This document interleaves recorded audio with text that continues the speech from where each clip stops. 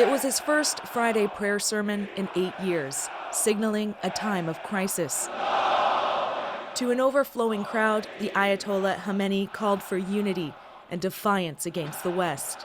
He called the downing of the plane a bitter incident that hurt our hearts. That apparent grief closely connected to Iran's retaliation for the U.S. assassination of General Qasem Soleimani. The supreme leader says that morning the armed forces were just trying to defend Iran.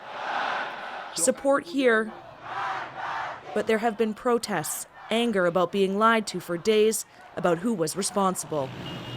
Add to that a country struggling under crippling economic sanctions, and it's put pressure on Iran's leadership to create its own narrative of the crash, say Iran experts. I think they're trying to somehow channel that anger in a different direction, away from the government and towards the United States, essentially.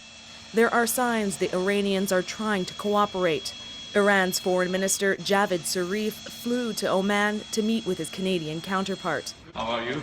An exceptional event for two countries with no diplomatic relationship. The pair discussed consular support for victims' families and also the need for proper analysis of the black box data. After, Zarif tweeted, "Politicization of this tragedy must be rejected." Those foreign governments have to be careful not to allow this incident to become some kind of confrontation between Iran and the West, because that will allow the Islamic Republic to recede behind a wall of national pride and defense.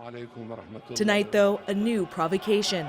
Responding to the Ayatollah's fiery denunciation of the United States as an arrogant power, the American President Donald Trump warned Khamenei he should be careful with his words. Renee Filipponi, CBC News, London.